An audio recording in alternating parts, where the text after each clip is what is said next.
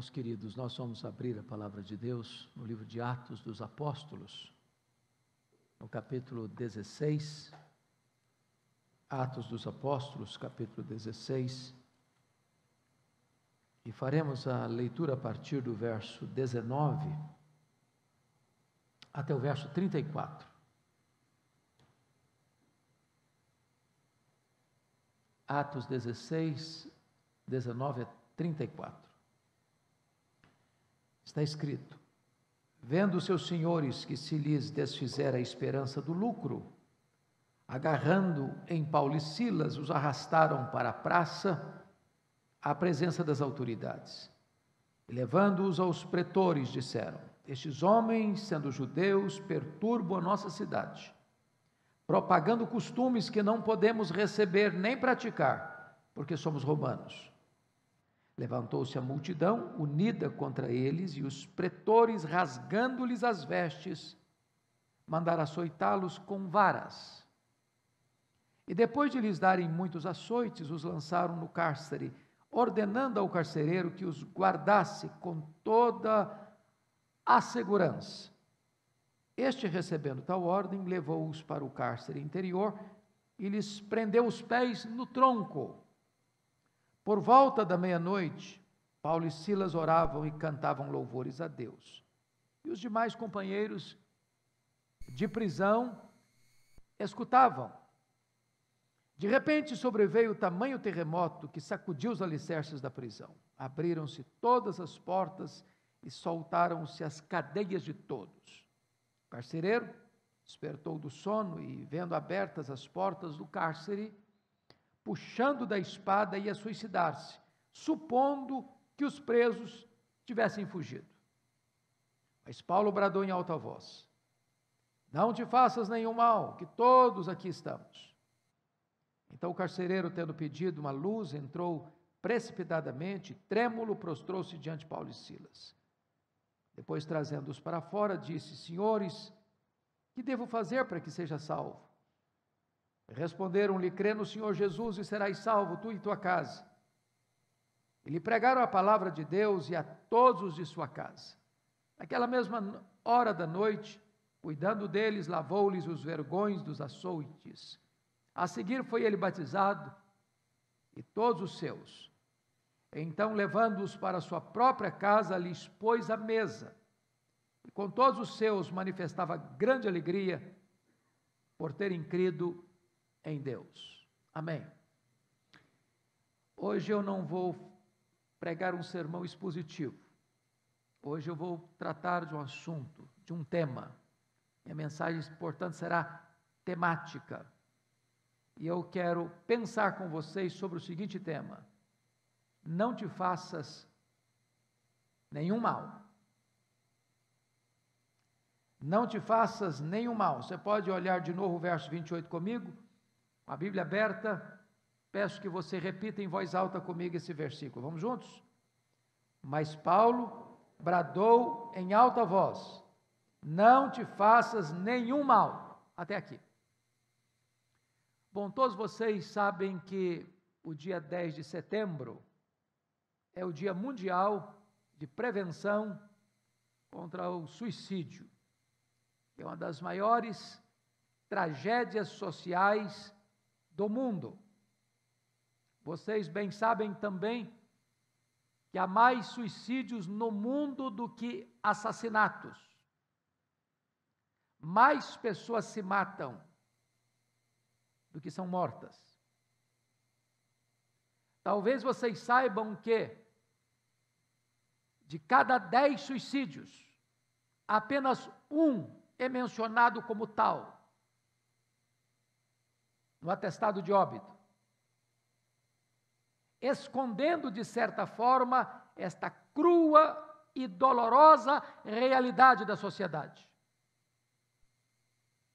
A política de tratamento do assunto esconde os fatos com medo de que o conhecimento dos fatos induza as pessoas ao suicídio.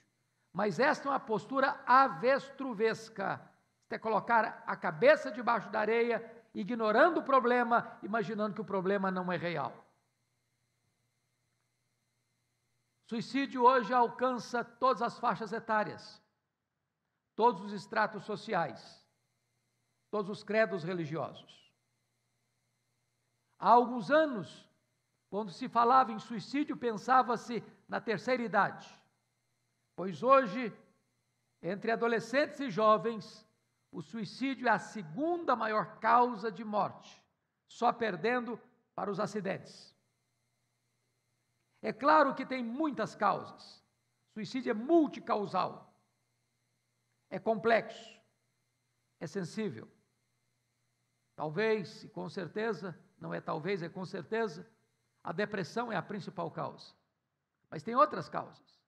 Término de namoro, término de noivado, término de casamento, uma doença incurável, um problema financeiro insolúvel, uma dor moral de um escândalo, radicalismo religioso, o vazio existencial, consumo de drogas, desregramento sexual, o vazio da alma, a falta de significado na vida. Além dessas causas, existem mitos. E um deles é que quem fala em suicídio não comete suicídio, isso é mito. Porque 80% das pessoas que se mataram deram sinais de que iriam fazê-lo, e quando uma pessoa diz que vai se matar, ela não quer se matar, ela está pedindo socorro, ela está pedindo ajuda. Precisamos ter ouvidos atentos para perceber isso.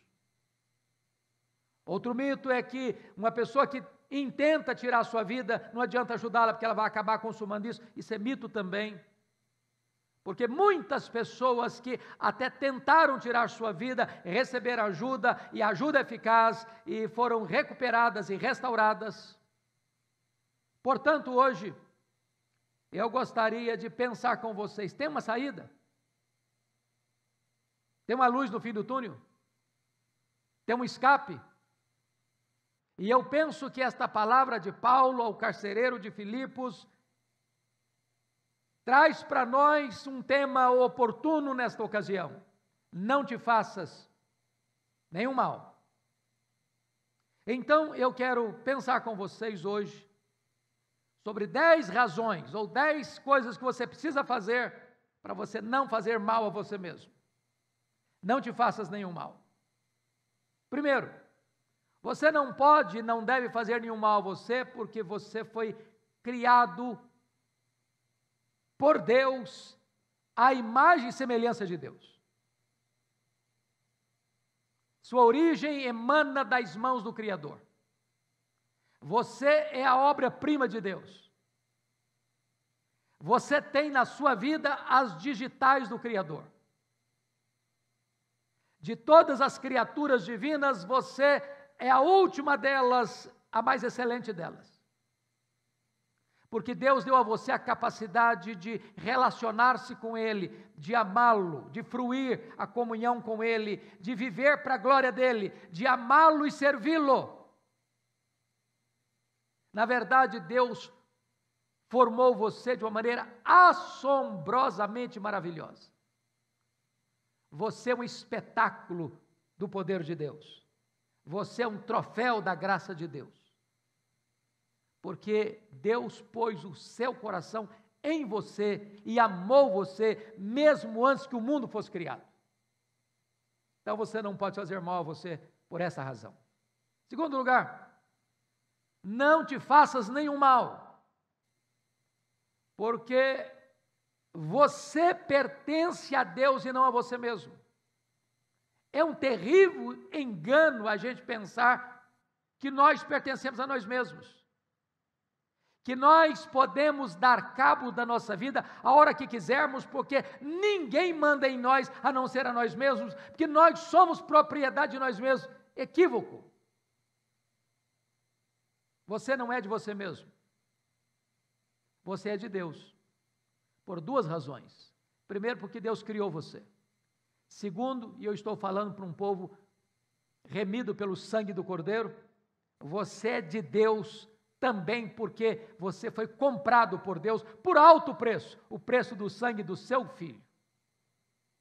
Então Deus tem duplo direito sobre a sua vida. Você foi criado por Deus e você foi remido por Deus. Você pertence a Deus por direito de criação e você pertence a Deus por direito de redenção.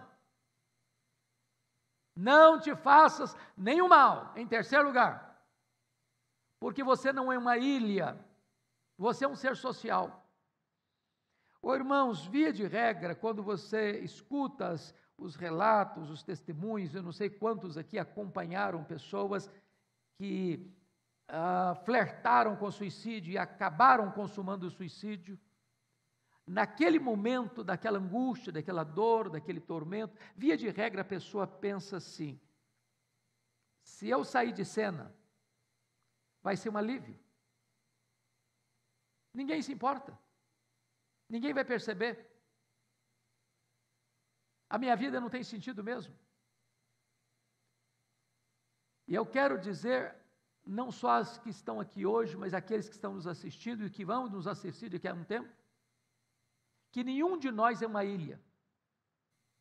Que nós somos um ser gregário, nós somos um ser social, nós pertencemos a uma família, nós pertencemos a uma igreja, nós pertencemos a uma comunidade, e quando alguém pensa que a vida dele não importa, equivoca-se. Vocês bem sabem que, muito recentemente nos Estados Unidos, um crime bárbaro aconteceu, onde um senhor negro morreu debaixo dos joelhos de um soldado. E faz-se uma grande campanha nos Estados Unidos, uma rebelião social, diríamos. E a frase mais conhecida era: a vida dos negros importa. Talvez nós pudéssemos melhorar essa frase. A vida do ser humano importa. Não importa se pobre, não importa se rico, não importa se doutor, não importa se analfabeto, não importa se religioso, não importa se não religioso, não importa se branco, não importa se amarelo, não importa se pardo, não importa se negro, a vida humana importa. Importa para Deus, deveria importar para nós. Aqueles que flertam com a morte e acabam consumando-a pelo suicídio, talvez, se por um momento pensassem na dor que vão abrir na alma da sua família, jamais teriam feito isso. Talvez uma ferida dificilmente poderá ser cicatrizada. Não te faças nenhum mal. Mas, em quarto lugar, não te faças nenhum mal, porque atentar contra a sua própria vida é uma ação antinatural. Está escrito em Efésios 5:29 assim: ninguém jamais odiou a sua própria carne, antes a alimenta e dela cuida.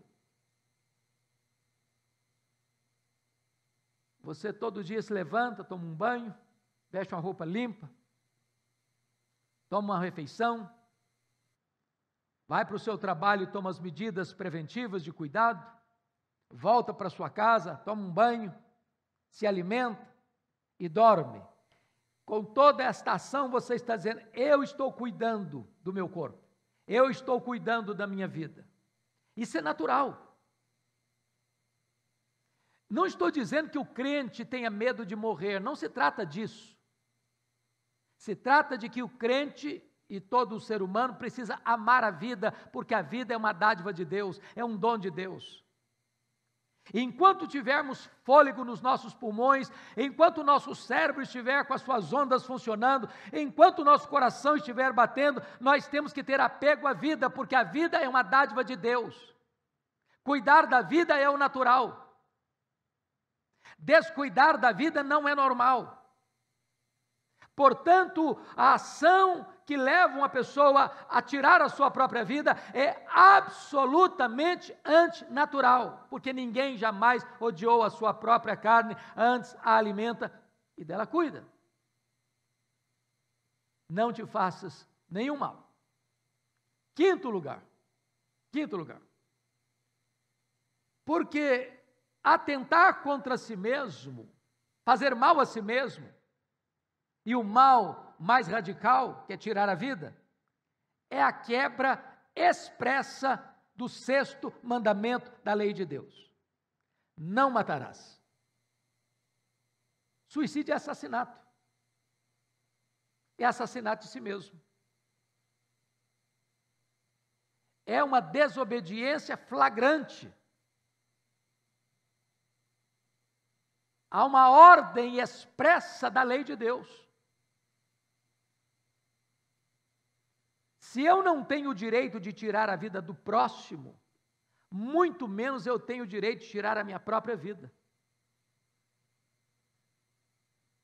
É um crime. É uma desobediência flagrante a um mandamento de Deus. Por isso, Paulo diz ao carcereiro que está no momento de angústia e desespero: não te faças nenhum mal. Nenhum mal. 6º lugar. Porque atentar contra si mesmo é um ato de usurpação à competência exclusiva de Deus. Está escrito lá no primeiro livro de Samuel, no capítulo 1, aliás, no capítulo 2, versos 6 a 8, algo sublime, no cântico de Ana. Olha o que ela diz no seu cântico, no capítulo 2, versos 6 a 8. O Senhor é o que tira a vida e a dá, faz descer a sepultura e faz subir. O Senhor empobrece e enriquece, abaixa e também exalta. Levanta o pobre do pó e desde o monturo exalta o necessitado para o fazer assentar-se entre príncipes. Em outras palavras, irmãos, só Deus tem poder para dar a vida.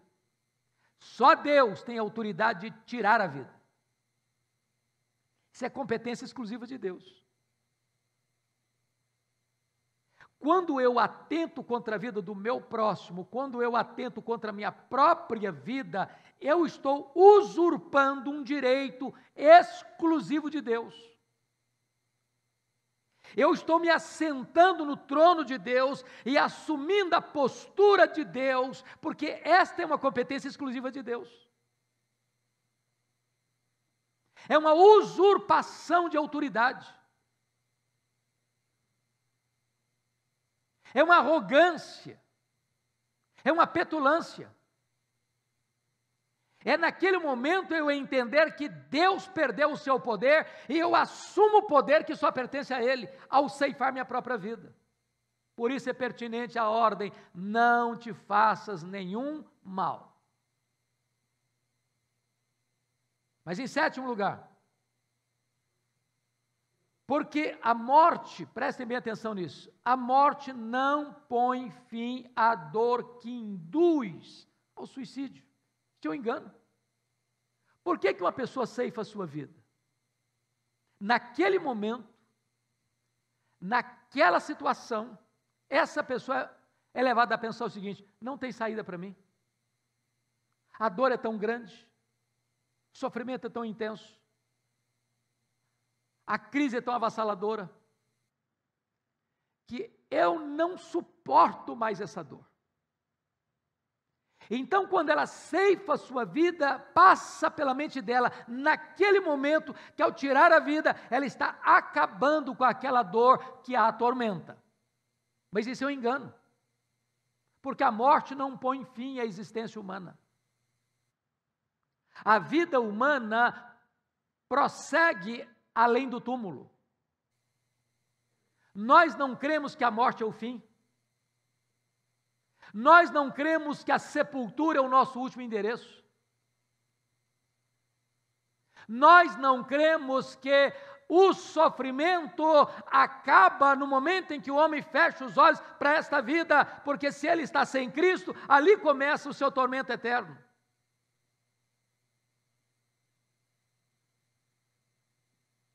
Quantas pessoas ceifam a sua vida porque pensam que vão estar colocando um ponto final na sua dor, quando na verdade podem estar começando ali uma dor que não tem mais consolo nem esperança de livramento.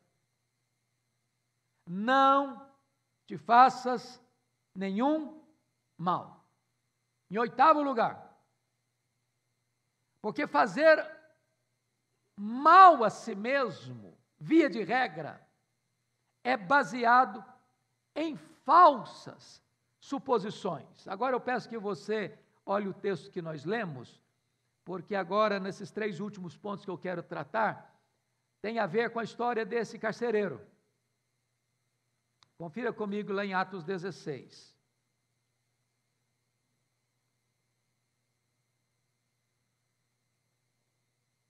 Vocês conhecem a história. Paulo estava em Filipos, juntamente com Silas. Ele já tinha ido a uma reunião de oração, onde a Lídia, Deus abriu o coração da Lídia para ela crer. Ela era uma empresária asiática. Paulo acabara de libertar uma moça possessa de um espírito de adivinhação, uma escrava do diabo. E isso desfaz toda a esperança dos seus senhores de lucro, e então eles acusam Paulo e Silas, a multidão se alvoroça, vieram os pretores, mandaram arrancar a roupa deles e açoitá-los com varas, dando-lhes muitos açoites. Depois levam Paulo e Silas, apresentam-nos ao carcereiro, responsável por aquela prisão, ordenando ao carcereiro que guardasse em segurança máxima aqueles 2 homens. E eles são levados para a prisão interior, para um local sem luz, sem ar fresco, insalubre. Seus pés são amarrados no tronco, eram cavidades na pedra que eram cavados, onde os pés eram jogados ali. Qualquer movimento provocava muita dor. E diz a Escritura que por volta da meia-noite, Paulo e Silas, com as costas ensanguentadas, começam a cantar louvores e a orar ao Senhor, e todos os presos os escutavam, quando de repente vem um terremoto, um grande terremoto, abala as estruturas da prisão, as portas se abrem, as algemas se rompem, e o carcereiro, ao acordar e ver a cena, supondo que todos tivessem fugido, sendo ele o responsável por aqueles presos, entendendo ele que se eles tivessem saído sob negligência dele, ele pagaria com a sua própria vida, tomando a sua espada, ia se suicidar. Então olhe comigo o versículo, por gentileza, versículo 27. O carcereiro despertou do sono e, vendo abertas as portas do cárcere, puxando da espada, ia suicidar-se, supondo que os presos tivessem fugido. Meus amados irmãos, aqui está um grande problema da pessoa que chega a flertar com a morte para cometer suicídio. Via de regra, ela está baseada em suposições falsas. Não tem saída para mim, é fim de linha para mim, não tem mais uma janela de escape, não tem mais uma luz no fim do túnel, não tem mais resposta para a minha vida, agora eu estou acabado mesmo, agora eu estou arruinado mesmo, agora não tem mais nenhum horizonte, nenhum futuro para mim, então não me resta mais nada a fazer, a não ser tirar a minha vida. Falsas suposições. Não te faças nenhum mal. 9º lugar, não te faças nenhum mal, porque com Deus sempre há uma saída.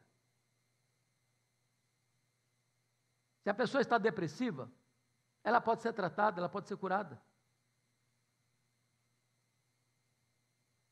Se a pessoa está enfrentando um problema financeiro radical, Deus pode fazê-la prosperar. Se a pessoa está doente, a medicina já lavrou uma sentença, não tem cura, Deus pode fazer um milagre.